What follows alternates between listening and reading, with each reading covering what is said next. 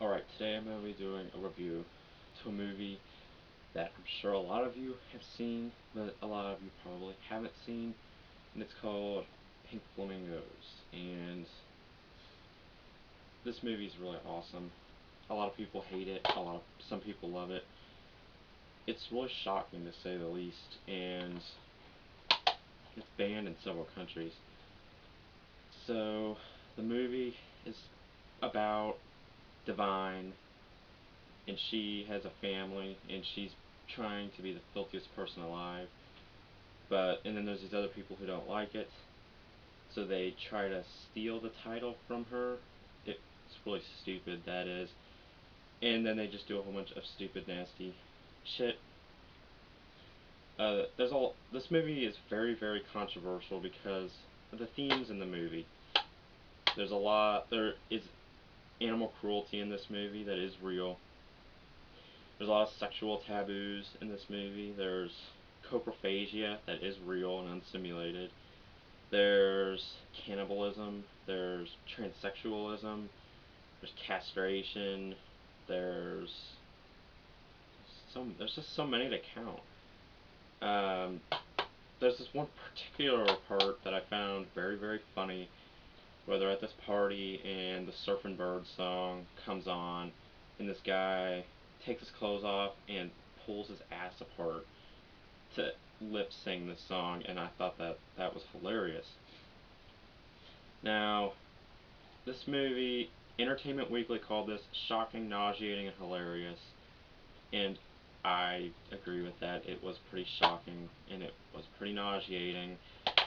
Uh, but I think that if anything, this movie was a landmark in Grindhouse movies because it was the first to really explore sexual material in such a way and went about some things. And there's a lot of things that today you would get arrested for making in a film, and there's a lot of things that before this was made you would have gotten arrested for. So this is during a time of cinematic freedom, I guess, if you will.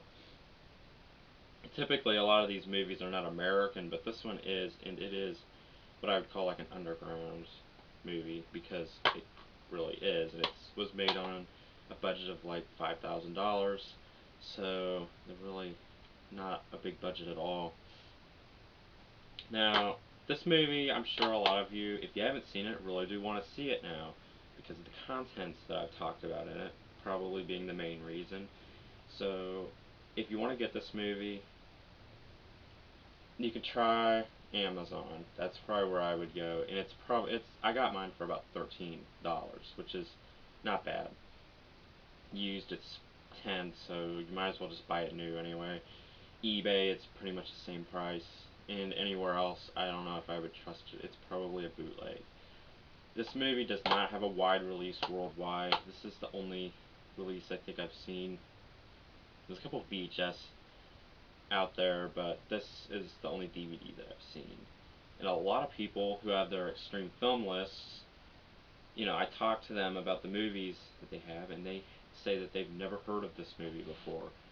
And I'm just like, what, you've never heard of this? And yeah, they said they haven't. And then they watch it and they say they love it. And I'm just so surprised that a lot of people haven't heard about this amazing film. And about this, a lot of movies they say push the envelope. This shreds the envelope. It lights it on fire. It mutilates the envelope. It's it will rape your mind if you haven't seen a lot of this stuff. It will mess you up like for days on end. So really, it's not for most people. You'd probably find it really horrifying. So yeah, that's just about it on this review. So if my next review, I think I'm going to do for Man Bites Dog. I got that today, and I'm so excited. I love that movie so much, and I will be doing a review for that because it's one of my favorite movies of all time.